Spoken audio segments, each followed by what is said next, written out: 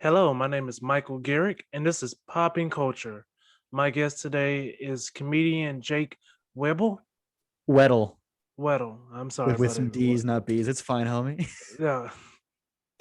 Yeah, like as soon as I said it, I was like, "That's not it." That's not Okay, it. No, that's Jake. not the worst intro I've had. One guy goes, "All right, you guys, he's all the way from Raleigh. Give it up for Josh Weddle." And I had to be up and like, "That's not me. That's not who Yes, I am." yes, yes. If it makes you feel better, I did a show with Do you know? Just last night, I did a show with Do you know Jesse Townsend? Oh, that name sounds familiar. I know if I saw a face, I'd get it. Oh God, I know that name though. And literally right. I'm the host. He asked me to host, and as soon as I introduce him, I say Robert Townsend, the famous black director. That's so funny. And like when I say that so clear and so like correct that it didn't hit me till like I'm walking to my chair and I hear him. I hear the first thing come out of his mouth. It's Jesse. I was like, oh no. All right, everybody, give it up for Spike Lee. It's like, well, that's Yeah. not him. What are you talking about? Yes. So I hope to get better as a host. Yeah, man. But thank you so much for coming on to the podcast, man. It's great Of to have course, you. of course, of course. The topic you chose was YouTube and how it's influenced pop culture. But before Yeah. we get into that, I like since I talking to comedians, whenever I have a comedian on, I like to ask. A lot of people like to focus on bombing, but I'm more focused on succeeding. So when was the Yeah. first time you killed, and how did it feel? The first time I killed. Oh God. Oh gosh, it's been uh I remember my first set feeling good about it. But also at the time, because I got started when I was like 14. So when I was on Wow. stage, and I've learned this in hindsight, I felt like a lot of my earliest success just was like the novelty of being a child. You know what I mean? Like if someone gets on stage and it's like, I'm not supposed to be doing this. That's weird. And I think like the material I was doing was still like raunchy adult shit. And I think that's what kind of made it like kind of shocking for the crowd. And then it became like when I turned like 18, 19, that was getting weird. And I had to not do that. And I had to get rid of all that material because it was getting creepy.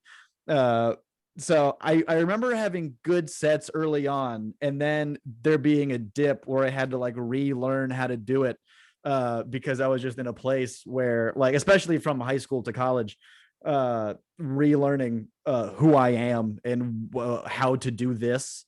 Uh, so I think it was a bunch of stages where I think I started off doing really good, and then it was bombing, and then I was like, oh, okay, I've refigured it out, and then almost post college, like towards the end of college, it was back to bombing, and now I'm out of college and I'm relearning how to do it again. I cannot remember the first good, like really good crush, but I do know that this past Saturday I did the weirdest gig of my life that I thought was gonna go terrible, and that was a complete 180. It was this private party, and I've been wanting to talk about this. It's this private party from a website, Gig Salad, because I'm doing good. Uh, it was a 70-year-old's birthday, a 70-year-old. But Okay. the description was, this guy likes to drink, this guy likes to smoke weed, all of his friends are in their early 20s, and he likes Avenged Sevenfold or something. And I'm like, oh, this guy likes to party. How can I do this event right now? And the guy, it was his birthday. It was also my birthday. So he was turning 70. I'm turning 24. I'm like, I get there. They give me a jello shot when I get there. And at first I get there. Well, first of all, it's a cabin in the woods. So I thought I was going to die. I get there and it's this weird cabin with 12 people in it. And I'm sitting here going, like, I'm preparing for the worst bomb of my life. You know what I mean? Like I'm preparing just to eat just a bag of dicks. It was the coolest group of people I have ever done a show for. And I was supposed to do 30 minutes. I did 45. I was crushing so hard in the living room of this cabin. Who are these people? So I can't remember the first time when I crushed really hard, but that is so fresh in my brain. I needed to talk about that. So I know I didn't answer your question, but that's how I'm answering your question. But thank you so much for sharing that story, man. That's cool. That's cool. Um, has anything you done before compared to the feeling of killing on stage? Oh God, killing for a comic is like because I think a lot of comics do comedy because they didn't get a lot of validation when they were a kid, or at least that's what my therapist tells me. And when you're on stage crushing, it almost feels like, you know, when you have this like gut feeling, like you want to be understood, you know what I mean? And when you like tell somebody something really, really personal, and it doesn't have to be funny, but just for someone to understand you, and someone goes, dude, I totally get it. And that like euphoria of someone getting it, that's what crushing feels like. Cause it's like going up in a room full of people and you're like, am I understood? And the whole room is like, yes. Oh God, we get it. And I'm like, oh, that's what I didn't get as a kid. So if I had if I had to really put that into like a physical thing, it's like coming, dude. Like a good set's like just splooging, I tell you. Right onto your that analogy is not going to a good place. I got to stop it. Okay. I got to stop myself. That's getting weird. So far, all my guests, like the majority of the answer is sex, so it's cool. Well, I figured that's why I wanted to take it to like a philosophical place, but like, yeah, it's like coming. You know what I mean? There's two ways you could take it. You could take it to like the intellectual, like this is how it feels, and the redemption I never got as a child, or just splooging. And that's the two places you can take it. There's no in between. Cool. Uh, okay.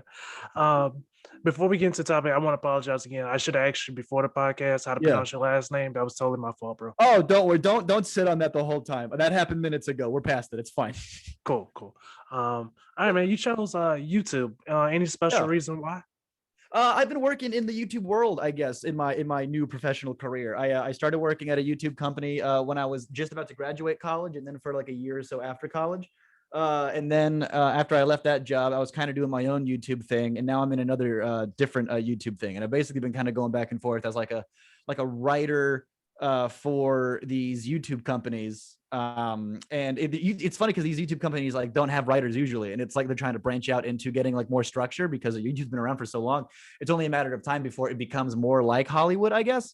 And so kind of like getting on the ground floor. I mean, when I say ground floor, I mean these people already have like millions of subscribers. So which is another funny thing because I'm jumping into these people who have already proven that their thing works, and now they show up and they're like, all right, now you throw some stuff on, and I throw some stuff on, and I'm my brain isn't like wrapped into YouTube, or at least it wasn't yet, because I've only been doing this, I guess, for like 2 years.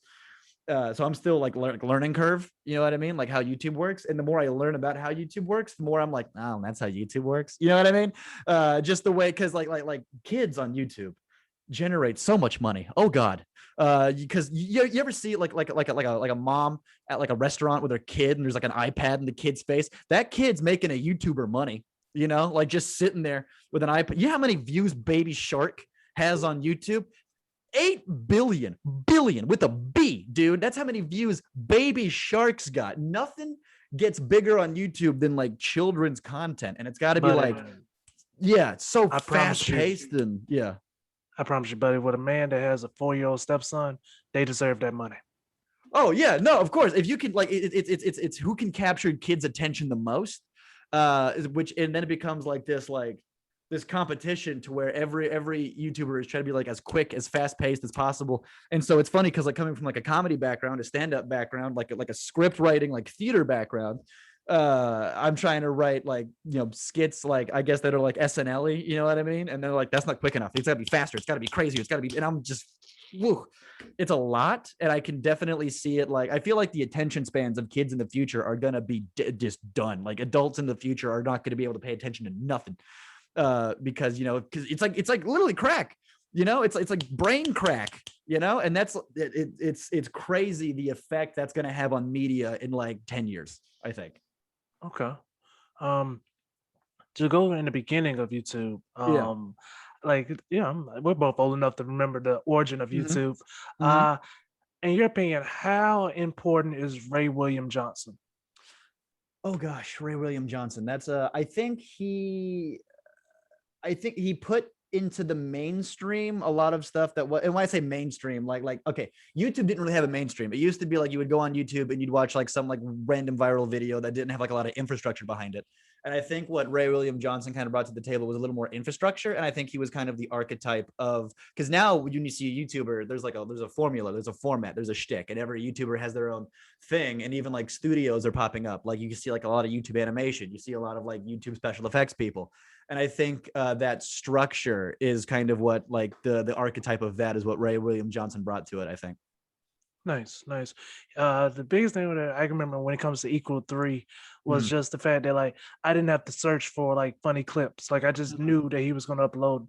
I believe the top three, and it was just it was Mhm. so basic, but Mhm. so like great for his time too. Like it was like America's Funniest Home Videos, but just internet form. Yeah, yeah, he was doing like what Bob Saget was doing, what Daniel Tosh is doing, what Joel McHale on The Soup was doing, but he was doing it on the internet when no one was sending him these. He was finding them, or maybe people he who had working for him were sending them to him. But that formula, I think, of because YouTube when it first started, like I said, was just this random hodgepodge of viral craziness, and he just kind of filtered it and gave you what was popular that week. Nice, nice. Do you think YouTube is like the origin of YouTube? It all comes down to cat videos. Oh, the origin of YouTube. Well, the first video on YouTube was an animal video, like something at the zoo, like Day at the Zoo or whatever. And so that was an animal video. And then I think what's really, really popular on YouTube almost always is like cute animals on the internet blow up. And again, like back to the kid stuff, like the cutesy like baby shark stuff like baby shark, like you got, if you put shark in the title of your video, it will be recommend, like honestly right now, right, it's all algorithm. And that's another thing, it feels like it's like the algorithm, it's like a matrix in my brain of how to get your video like on the recommended page or whatever, or how to like, oh, if you put like this type of thing in your video, then it'll be recommended because this type of video gets blown up, and there's like a list of different trending words every day. And I'm sure cute animals is one of those things that the algorithm will take and just run with it. Because the way YouTube works is it wants eyeballs on screen all the time, like any other media platform. It's like, look at this, look at this, look at this. But now they have AI, literally like trying to figure out the algorithm that gets you on your phone all the time. And like if you're looking at your phone 24/7, you're like, oh God, 3 hours went by. That's because your phone is using math to get you to only look at your phone. Okay, nice, nice. I shouldn't have done so much cocaine at work. I'm sorry. I'm kidding. Okay, Yeah, that's my bad. I guys, don't do coke at work. I don't do coke at work. guys, if you ever get a chance, you see Jake Weddles, please do. He's a hilarious comedian. If No, he's you in know your what's so city, funny? The show I did with you had a great set, and I ate shit for 20 minutes, which was so funny. I It didn't was see it that way. I did not see it that way. No, I it did was not literally see it that I way. was supposed to headline, and I go up, and this room full of elderly conservative white women hated my guts. Oh God, they hated me. There was a lady in the front row clutching her pearls, dude. Oh, it was rough. Well, everybody that was in the back like really enjoyed you, but I was playing to the back of the room. So we move forward in the history of YouTube, and Yeah. well, one person. This is just totally biased, but do you know who Kane Carter is? Oh God, I don't think I know who that is. No. Okay, he was like one of the first like big like black Yeah, YouTube yeah, yeah. stars. So that was like he was the guy that really got me into YouTube besides Ray Mhm, William Johnson. But mhm, yeah, if you ever get a chance, man, I mean it looks outdated, but like they were funny videos. But mhm. when it comes to like I guess the way YouTube ran, in the beginning, I can't remember a lot of videos that were longer than 3 to 5 minutes. And Yeah. now you can see uploads that like movie length, like an hour and 30 minutes. Like I just Mhm. saw Scott the Woz. He had like a video that was like almost 2 hours. It was good quality. Yeah, good quality long form content. And again, it's an algorithm thing because like that's what kind of almost killed animation on YouTube for a while, is because if you have a video that gets like, retention is so important. Like if you have a video where people watched for at least 10 minutes, like if you have a 15-minute video and 90% of the viewers watched it almost all the way to the end, the algorithm will take it and run with it. So if you have, like, for example, I know Shane Dawson's in some hot water right now, but like Shane Dawson was uploading like those like really long form, like 45-minute long conspiracy videos, or like those hour-long multiple part series on like other YouTubers or whatever. And if people were sitting there watching them the whole way through, now, and that's another thing, is sometimes people will click on a video, and then if they're not captivated in the first 5 seconds, they leave. And so if you look at like YouTube out, like you can look at your analytics when you upload a video. If your analytics are like, yeah, most people watch the first 2 minutes, and then by the 4 minute mark, almost everybody has left your video, and so only 2% of viewers watch the whole way through. So the longer your video retention is, the more it gets promoted, because YouTube wants people looking at the platform for as long as possible. So yeah, long form content is getting pushed right now by YouTube a lot. Yeah, it was when I did it, like, cause I do well on like audio and Facebook. But when it Yeah. came to YouTube, it was like, and another comedian had told me, but like when I finally like looked at the YouTube, with everything that you send you emails constantly, and they're just like, you gotta do clips, Mhm. because like my long videos were not getting the views I wanted. Clips are doing better, but like YouTube is just it's a weird equation, like you said. It's A clip is easier to digest. Yeah. Especially if you got like a really solid like 2 minute clip. But again, it will see some struggle, because like if you got like a killer, really well produced, like hot 15-minute set, that could go well. But I know comedians, comedians usually set up their single cam in the back of the room, or it's their phone, and like maybe your audio is not that great, or maybe during the I tried to send a booker a tape. She wanted like a 10-minute tape, and I was doing an outdoor show, and the show went well, but I'm recording this outside. The booker got back to me and said, Jake, I can hear the wind in your tape. I shouldn't be able to hear the wind. And it's not like I wasn't doing a good set. It's just I set up my camera and it's just because it's windy outside. So yeah. all right. Well, comedians, we know now that we gotta go the extra mile. Okay, cool. Thank you for dropping that gem, man. Of course. Um, when it comes to YouTube videos, how important are cuts? Like the straight to face cut, the jump cuts. Like how when it comes to Mhm. editing, how important is it to like continually cut the different things? Your editing is so important. Like honestly, like it's really important to have a captivating personality, be like the face of your thing. But if your edits are bad, you're done. Like you need to have a good editor. And like that's why a lot of YouTubers who make it big are people who can edit their own stuff, or they at least have people who can edit their stuff. Because you want to be changing up the scenery as much as possible. Like you don't want to be stagnant in one place for too long. You want to be doing like I said earlier, it's got to be boom, boom, boom, boom, boom. So if you're like doing a whole thing in a room by yourself the whole time, unless you have edits that are super captivating, super silly, like a lot of like YouTubers who do talk to the camera, like I'm talking like your Drew Goodins, your Curtis Connors, your Danny Gonzalez's, they have editing that's funny and catches you off guard. And even like a lot of like video game YouTubers, yeah, they're just sitting there playing a video game, but their editors spice it up, and the editor is so much more important than it gives credit for. And honestly, I think editors should make so much more money because of how important and crucial their work is to the YouTube channel. How much do you think they should be paid? Oh gosh. It depends on how much the channel makes, but I think like a good chunk of that. I'm one of those crazy fucking, I don't like the whole business model where the guy at the tippy top makes all the money.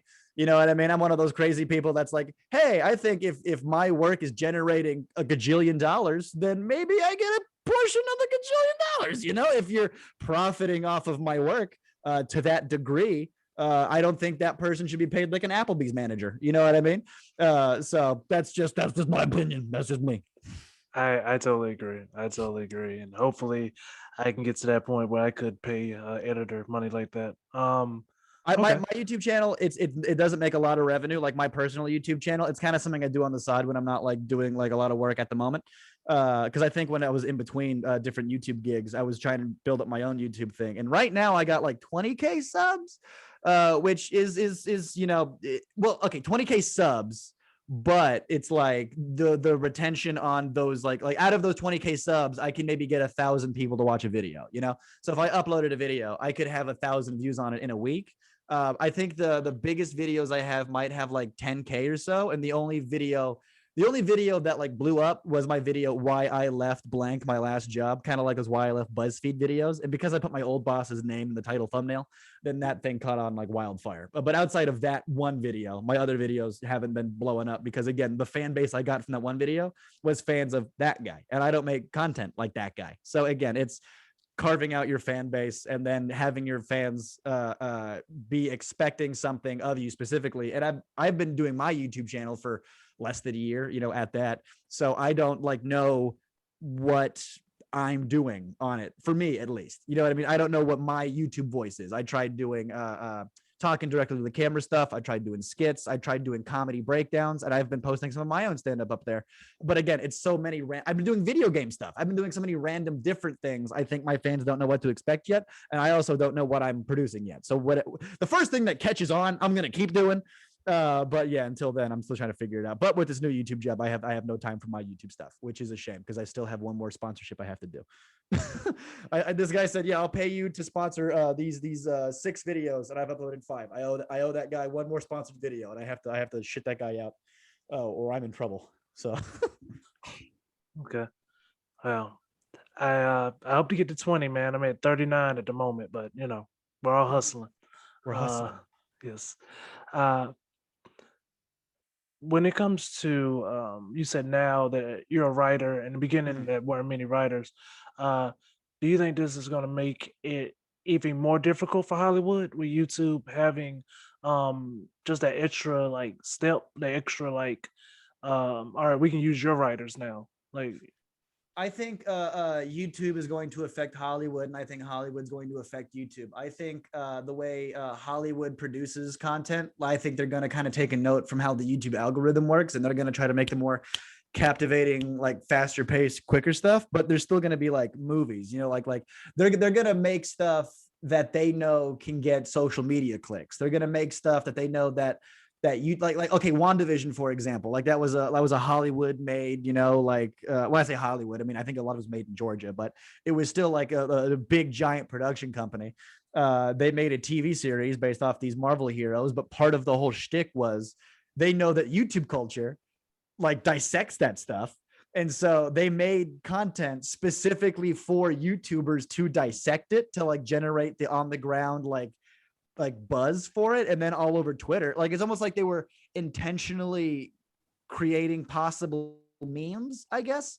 So that's one way I think YouTube's going to affect Hollywood, and I think Hollywood is going to affect YouTube by giving it some of that professionalism. adding writers, adding like production people. I know a lot of production people who worked on like HBO stuff, on like MTV stuff, on like these Hollywood people are coming over to YouTube. And that's definitely a learning curve, because the Hollywood people go, "You YouTubers are a bunch of idiots." And then the YouTubers go, "You Hollywood people are a bunch of idiots." And they're both right. Like they're both correct. It's just they do different things, but they're kind of in the process of meshing, I guess. okay. Um, to get the music videos, I grew up with 106 in Park, VH1, MTV. It was just it was a big melting pot of like you wake up in the morning for music. There was like countdowns, and now it's like if I want to see a music video, I literally just click. How do you feel it gives the artist more views and less suspense, or do you think it's the same views and the same suspense? I think more views and more suspense, because I know like Lil Nas X right now, he's blowing up because he's based like his like Old Town Road was his big and that was, again, internet was nothing, you couldn't get away from Old Town Road. And then with this new release he just did, where he was intentionally kind of being controversial, and it's the same tactics that old people use, like Madonna, Lady Gaga, they were doing like the intentional controversial thing. But now that What do there's you like an do? internet. Oh, he made like his song, I think it was "Call Me by Your Name," and I don't know exactly all the details, but I know he made like some kind of like Satan like music video, and he released a shoe line that had like pentagrams in it. And so it was all like a Satan hell themed, and then that got the older white ladies to clutch their pearls. And then the pearl clutching is what's all over the internet, is people outrage, but that outrage just generates more views, more clicks that way. So I think it's the same tactics, but now the internet has like multiplied it.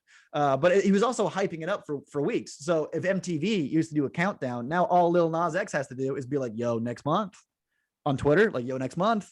And then people are like, "Oh, they're getting hyped. They're getting hyped." Like they're doing their own promotion, on their own social medias, rather than having this giant corporation do it for you. Nice, nice. That's true. That does give the artist more. Yes.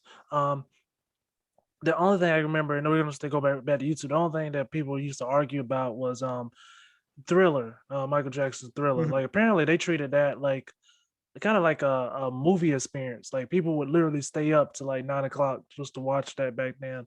Oh wow. And I mean, that makes sense. Yeah. Yeah, so that's the only time I've had somebody try to argue about it. But I was just like, those people didn't want to stay up to 9 o'clock. They just had to. Like, Yeah. They're like, oh yeah, I get to stay up till 9. I wish there was a device in my pocket that could just play Thriller, you know? yeah, like it's yeah. But sorry. Um, Streaming has come to YouTube now. People stream on YouTube. Oh geez, yeah. Streaming on YouTube and streaming on Twitch. If you have a following on Twitch, dude, you could quit your job. I swear. Like I'm trying to get a gaming PC. I'm trying to stream. Like it's nuts. It's These tough now. streamers are making. I got a buddy of mine from this old place I worked at. He got on camera a little bit. You know what I mean? He got on camera on this really popular YouTube show, and then he took that notoriety, took it to Twitch. He could leave the YouTube show. It's nuts. Like he makes, oh god, the stupid money he makes. It's infuriating. I'm upset how much money that he makes on Twitch. I can't get into the numbers, but it's too much. We talking about millions? On playing video games on Twitch, dude, on Twitch. Oh, I'm on Twitch. I understand. Yeah. I'm happy with all 14 of the people that watch me. Yeah. And I am. Like it's weird. All that I hate about like YouTube and like Twitch is like I don't hate about them, but I hate about my friends. It's like, hey man, if you got 14 people on Twitch, you got 39 people on YouTube, why don't you just do a Patreon? It's like, Yeah. why would these people give me $10? Yeah. Like why? Yeah. Like what would I get? Like why would I make Everybody and their mother's uncle told me to get a Patreon. And like I said, if I have, let's say 20K subscribers, and then out of those 20K, 1,000 people actually watch the video, you see how the drop off happens. Let's see, out of that 1,000 are going to be willing to pay me. The answer is like 6 people, So my Patreon's got like 6 patrons. I think I'm making $60 a month off of Patreon. When I was unemployed for a hot second, my grandma's like, "How's the Patreon going?" I'm like, "It's fine. It's going okay. It's fine." how's the Patreon? Yeah, it's not good, Mardella. Thank you.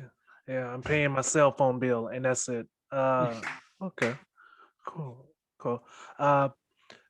But to get back to the reason why I asked about the streaming was, do you think that YouTube can actually take over the other streaming platforms as is Twitch and many others?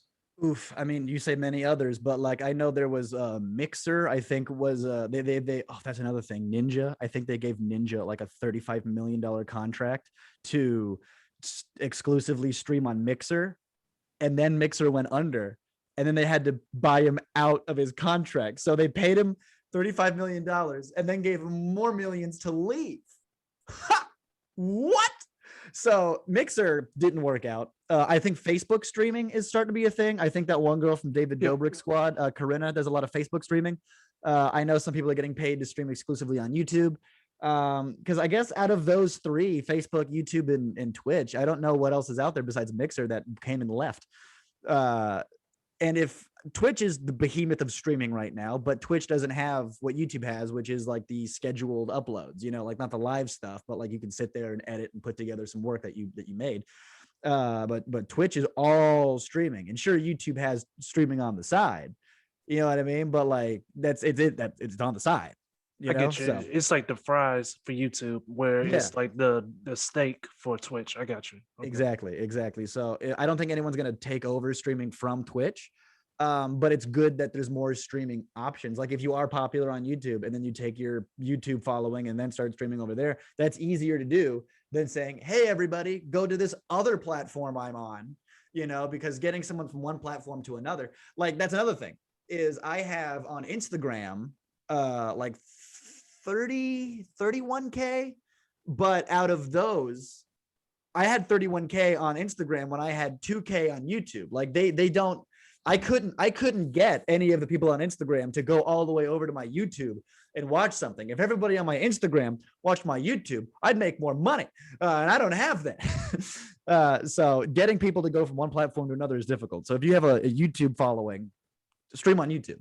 But if you don't have a YouTube following, go to Twitch, because Twitch is streaming's the bread and butter. I'm gonna try to, hopefully I can pay for your time, man. I would love to see how I can get these followers. Like, you want to know how you get these followers? It's called be on camera at a YouTube company a little bit. I was on camera a little bit at this one other company, and Okay. I became like, I guess, part of the lore of that channel. And then the kids, that watch, all my followers are like 12 and under, which is weird because then I produce my comedy and they're like, oh, I didn't know he was cussing. And I go, sorry about it. It's so funny when I came out with some anti-Trump stuff on my Instagram, all these little fascist 9-year-olds, all these little Nazi 9-year-olds. Oh God, I loved arguing with these little Nazi kids. Oh, it was so funny. I made a video making fun of Dan Crenshaw, that senator with the eye patch. I made fun of him, and they're like, Dan Crenshaw is a Marine, and I'm like, you're 9, calm down. And I'm getting into fights. I'm DMing these kids. I'm fighting them. I don't care. Okay. Okay. Oh, these 9-year-old Nazis. I'm fighting these 9-year-old Nazis. I don't care. I got to stop them when they're young. If I can plant seeds in their brain, like, oh, I'm getting a little bit of pushback for being racist at 9. This guy I saw on YouTube doesn't like the fact that I have some harsh ideas about the Jews. Maybe I should calm down, You're saving futures, buddy. You're saving futures. No, they're doubling down on their BS. I swear. I'm just shitting on them. It's too late. If anything, I'm locking them in their echo chamber. I'm like, you little 9-year-old fascist. Just a bunch of Jojo rabbits, yeah. Yeah. Hey, Jojo Rabbit liked Jews by the end of that movie. True. Very true. Alert. True. He was like, I want to get some pussy. And this is the only Jew. That lady was too old for Jojo. True. Jojo was a little boy. Don't put. My fault. You're right. Yeah. Yeah, he proved it just in time. It's like, it's okay now.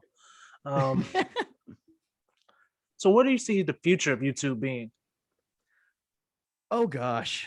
I think in a like 5-10 years, I think studios are going to take it over. Honestly, like, it's good that, like, because okay, right now the threshold to make it big on YouTube, I think my favorite people on YouTube are the people that like got in on the ground floor on like Vine, and then they like made they like, because again, like I love the grassroots people. Like, I love Gus Johnson, I love Drew Gooden, I love Curtis Connor. These are people that have like cultivated their stuff from the ground up. And I don't want to say that like other people haven't cultivated their stuff from the ground up, but a lot of people, when they get like, so like my favorite YouTubers have between 1 and 5 million subs.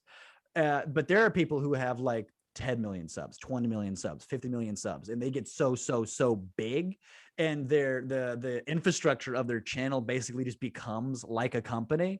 The future of YouTube is going to be just like the studios, and what used to not have gatekeepers is going to have gatekeepers, and like the gate's a little looser than it used to be because anybody can pick up a camera and cultivate their own stuff. But as time goes on, that gate gets tighter and tighter when it gets taken over by studios and management people. And most YouTubers have the same like 6 management companies. You know what I mean? Like, most big YouTubers are managed by like 6 people, so the illusion of choice. But the as it goes on, I only see money becoming a problem down the line as time goes on. What used to be where anybody could upload anything and it was all like everyone had equal footing, profit incentives drive how things work, because we live in a society. Yeah, cool. Thanks for sharing that. That makes total sense. Yeah. Are you a fan of Mark Norman? I love Mark Norman. Yeah. He released his YouTube. Man, this is wow. First your name, now this.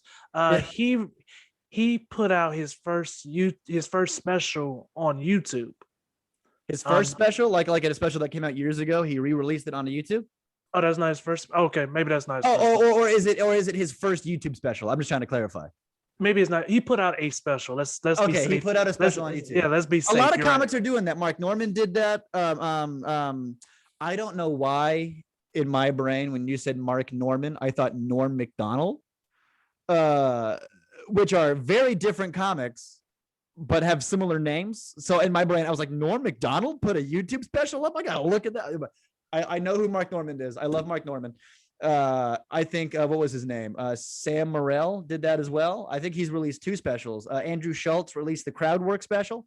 And he was also doing those like kind of talking to the camera graphic type things. And then Netflix basically picked that concept up. So what Andrew Schultz was doing on YouTube, then studio came in, Netflix came in, and then took it. But yeah, no, I think a lot of comedians are. I was even thinking about maybe like, because I don't want to release like a whole special on YouTube, because like the self production you have to do, you have to have a nice venue, you have to have an audience that's going to come out, you have to like film it, you have to have good audio. There's a lot of stuff that kind of goes into that. I've been thinking about doing something a lot more grounded and easier, almost to produce, almost like a one-man show, to where it's almost like it's not even stand-up. I'm just kind of, because look, I've been in therapy, dog. I'm a wreck. I'm a mess. All right. I got some emotional trauma I would love to get out in a way, because a lot of my stand-up is from a place of dealing with some old deep-seated trauma or whatever, and just dealing with it. And like Nanette, for example, half that won't funny. It won't supposed to be, because she was getting up there and talking about her sexual assault. Mike Birbiglia, he kind of does more avant-garde, more one-man show stuff. I've wanted to do something on YouTube where it's very minimalistic. It's very like Christopher Titus. Sort of like Christopher Titus. Have you seen Drew Michaels special, or like Gerard Carmichael? Are you feeling? Yeah. I love Gerard. I love Gerard Carmichael so much. I loved 8, and I loved how intimate 8 felt. You know what I mean? And he directed, Gerard Carmichael directed Drew Michaels special, and he's a comedian who's hard of hearing. So as a comedian who's hard of hearing, he did his whole special in a black box with no crowd. So he's just talking to the camera, and then he spliced in some other weird edits, which I could have dealt without. But like, it was no crowd, just him talking to the camera, pacing back and forth, but it was still like, it was a comedy special. I would love to produce something like that myself, put it on YouTube, but like, I wouldn't want to call it a comedy special. If anything, I would say this is not a comedy special, like in the title. Just because when you call something a comedy special, there's the expectation of this better be funny. And I know there are parts of it that are going to get sad. I know there are parts of it that are going to get like intimate. There are going to be parts of it that are going to be hard to sit through. But I still like, it's okay. My therapist tells me, Jake, you talk about these horrible things that have happened to you in such a cavalier tone, and I'm like, that's what I do, baby. It's if I'm not laughing, I'm crying. So something like that produced on YouTube, the way that YouTube has, like, a lot of comedians have found success on YouTube, but also kind of breaking the mold of what a stand-up special can be, or even if can you consider this, because like a stand-up special, especially nowadays, like if you can make what's happening nowadays funny, great for you. But the world's so sad. The world's so angry. And to do like Dave Chappelle, he'll get up there and he'll say something serious for a minute that is not intended to get a laugh. But that's still a comedy special, and it's walking that fine line, I guess, Oh yeah. He'll say something serious, and then I know he'll say, well, "Look, I got some dick and pussy jokes." Yeah. Like, oh, I'll get to dicks in a minute, but hold on. Yeah. Well, man, it's all your choice, but if you release that, I definitely will be watching. I know a lot of people be watching, and you never know who may need to hear it, just to help themselves out in their situation. There was one I do a bit about this is gonna sound terrible, but it is a bit about like, I would say specifically the subject matter, but it's something that's really, really, really personal. And someone else in the crowd who did like go through that, like messaged me on Instagram and was like, I've always hated this thing. And of course I still do. And I've always had weird emotions about it. But hearing your bit about that and being able to think about something like that in a funny way was really cathartic for me. And I can tell how cathartic that would probably be for you. And that's the kind of comedy I love. And that's the kind of stuff I can't do writing for children's YouTube channels. Okay. So listen. Okay. All right. I'm working. This is a job. I'm making money, but it's, I'm over here making Baby Shark. That's what I'm doing. I'm making Baby Shark right now. And that's fine. It's okay. You'll get there, buddy. I promise you. My last question for you is, when it comes to YouTube, if I'm a local mom and pop shop, or if I'm just starting my own business, should I go to YouTube to run ads? You should put everything you have on YouTube, but I wouldn't if you're like a mom and pop shop and you got like a little bit of a budget, like you're taking some of the money that you're making from your mom and pop shop and you want to like promote your business a little more. I would say, because this is something that I did for a local business, like the sponsors I had on my YouTube channel was a local business. And it's so funny because the businesses were a restaurant, a bar, and a liquidation company. So my fans, 13 and under, okay, I'm over here going, do you guys need an industrial freezer from a liquidation company? Is that what you guys need? Huh? You need some stove tops? Huh, little boy, you want a stovetop? So that was promotion for a local business. So honestly, if you're a local business, find a local YouTuber, because they're everywhere. Find a local Instagram person, find a local, and then or you can do Google ads. You can pay a certain amount of money to have your ads running on Google, and then your ads could be playing before. Online digital media advertising is way, way, way better than print media. You know what I mean? What are you gonna do? It's gonna be in a newspaper. Who's feeding the fucking? Oh, you got a billboard. Oh, it's fucking cool billboard guy. Fucking, or if you're gonna make your own content. You know what I mean? If you're like, say you're a business and you want to commission another YouTuber to make content for you, that can be a lot of fun. I basically, one of my videos was basically an ad for this guy's 3 businesses, and that was one of the funnest videos I made because he's let me be kind of tongue in cheek about it. Like I'm making fun of the fact that I'm being paid to say these nice things about this company, and that's kind of the whole gag. Is look at me now, I'm rolling in it, and you should go to Down East Liquidation, for all your stovetop needs. And then money comes out of the corner and I grab it. But yeah, commissioning a local YouTuber to do your ads is a good, fun idea, or just, paying to have advertisements that you've commissioned on other YouTuber stuff or through Google AdSense is what they call it. Nice. How many subscribers should they have if they want to come towards them to do to run an ad for their business? And why is it 39? And why is it? No, it's funny because I was very serious with the guy who sponsored my channel. I was like, look, I got like 20K something subs. I about 1,000 people on average be watching these videos. And he goes, how much would it cost me to advertise on your old boss's channel? And I'm like, that's Super Bowl money, dog. You shut up. You don't talk about that. That's Super Bowl money. Okay. If you want me, $300 a video. You know what I mean? It was so aggressively cheaper.